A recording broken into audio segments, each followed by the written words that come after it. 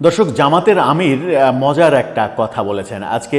সেই মজার মন্তব্যটা নিয়ে এবং বিভিন্ন গণমাধ্যমের ফটোকার্ড নিয়ে সামাজিক যোগাযোগ মাধ্যমে ব্যাপক চাঞ্চল্যের সৃষ্টি হয়েছে এবং তার সেই কথাটার বিস্তারিততে না গেলে ফটোকার্ডে তার যে শিরোনাম, মানে তার মন্তব্যের যে শিরোনাম, সেই শিরোনামটা শুনলে যে কেউ একটু অন্যভাবে, নানাভাবে, একটু রসকস মিলিয়ে ব্যাখ্যা করার সুযোগ পাবেন এবং সেই ব্যাখ্যা করতে গিয়েই এই মন্তব্যটা বেশ হাস্যরসের জন্ম দিয়েছে।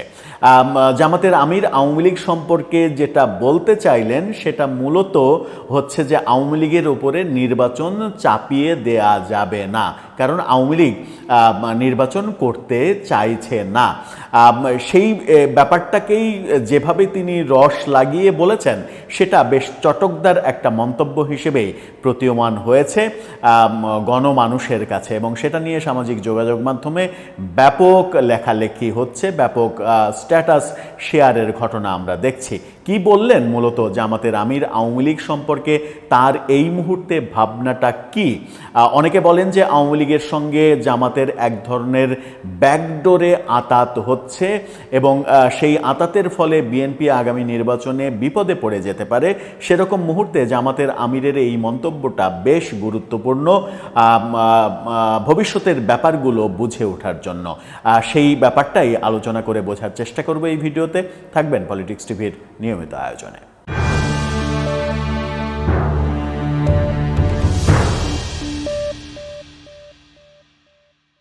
দর্শক, বলছিলাম জামাত আমির ডাক্তার শফিকুর রহমানের একটা মন্তব্য আওয়ামী লীগকে কেন্দ্র করে। আওয়ামী লীগ এবং জামাতকে নিয়ে নানা রকমের মুখরোচক আলোচনা যখন ছড়িয়ে পড়ছে, অনেকেই আওয়ামী লীগকে সুযোগ সুবিধা দেওয়ার চেষ্টা করছে। জামাত, আওয়ামী লীগের আমলে জামাত বিভিন্ন ধরনের সুযোগ সুবিধা পেয়েছে, এরকম মন্তব্যও রাজনৈতিক অঙ্গনে আমরা শুনছি, হরহামেশাই শুনছি। সেরকম মুহূর্তে দাঁড়িয়ে ডাক্তার শফিকুর রহমান যেটা বলেছেন সেটা বেশ মজার। তিনি বলেছেন, দেশ টিভির ডিবিসি বাংলার শিরোনামটা আপনারা দেখলেই বুঝতে পারবেন। সেখানে বলা হচ্ছে আওয়ামী লীগের ওপর নির্বাচন চাপিয়ে দিলে তাদের উপরে জুলুম হবে। অর্থাৎ আওয়ামী লীগের উপরে যদি নির্বাচন চাপিয়ে দেওয়া হয় তাহলে এটা এক ধরনের জুলুম করা হবে। তিনি এই জুলুম না করার জন্য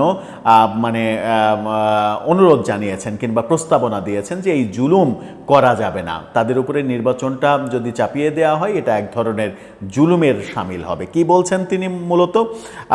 জামাতের আমির ডাক্তার শফিকুর রহমান বলেছেন আওয়ামী লীগের উপর নির্বাচন চাপিয়ে দিলে তাদের উপরে জুলুম করা হবে। সিলেটে ওসমানী আন্তর্জাতিক বিমানবন্দরে সাংবাদিকদের তিনি এই কথা বলেছেন।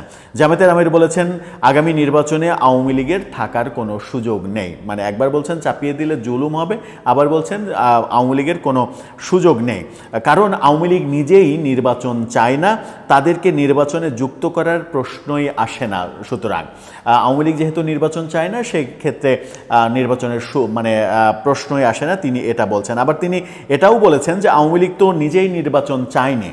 এর আগে 2014, 2018, 2024-এ তারা নির্বাচন করার সুযোগ পেয়েছিল, কিন্তু তারা তো নির্বাচন করেনি।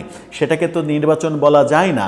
যেহেতু তারা সুযোগ পেয়েও সুযোগটা হেলায় হারিয়েছে এবং এখনও তারা নির্বাচনের বিরুদ্ধেই নানা ধরনের কথা বলছে, সুতরাং এই মুহূর্তে এসে আপনি যদি আওয়ামী লীগের উপরে নির্বাচন চাপিয়ে দেন তাহলে সেটা জুলুম করা হবে। যে জিনিস তারা পছন্দ করেন না সেই জিনিস যদি তাদেরকে উপহার দেন তাহলে তা হবে জুলুম। এখন আওয়ামী লীগ 14, 18, 24-এ নির্বাচন, একপাক্ষিক নির্বাচন করেছে, সেটা তো সমালোচনার প্রধান বিষয়, সেটা ঠিকই আছে। কিন্তু এই যে তিনি বলছেন যে আওয়ামী লীগের উপরে নির্বাচন চাপিয়ে দিলে জুলুম করা হবে, তাহলে এই প্রসঙ্গটা কোত্থেকে আসলো যে আওয়ামী লীগকে নির্বাচনের সুযোগ দেয়া হতে পারে কিংবা সুযোগ দেয়া হচ্ছে?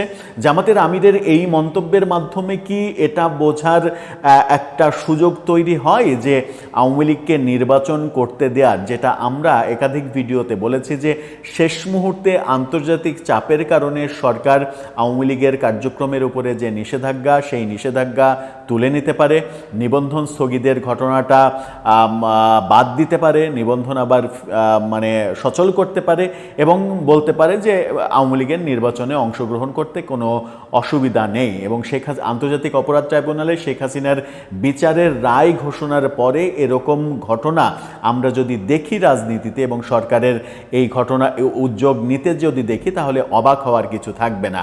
সেই রকম সিগন্যালের পরিপ্রেক্ষিতেই কি ডাক্তার শফিক আগে থেকেই বলে দিলেন যে আওয়ামী লীগকে নির্বাচন করতে দিলে সেটা তাদের উপরে জুলুম হবে, যেহেতু আওয়ামী লীগ নির্বাচন করতে চাইছে না? তিনি আগের উদাহরণ দিয়ে বলেছেন যে আওয়ামী লীগ নির্বাচন করতে এর আগে চায়নি, এখন তো তারা নির্বাচনের পক্ষে না, নির্বাচন তারা পছন্দ করে না, সুতরাং তার উপরে দেয়া জুলুম হবে।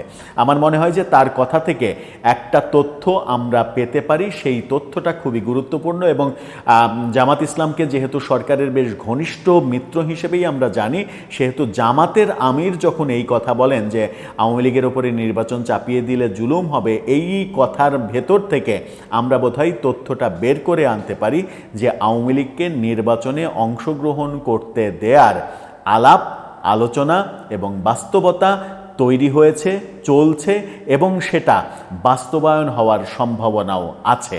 তেমন করে কি ভাবা যায়? ভাবার অবকাশ তৈরি হয় না জামাত আমিরের এই কথার পরিপ্রেক্ষিতে? দর্শক, আপনার কি মনে হয়?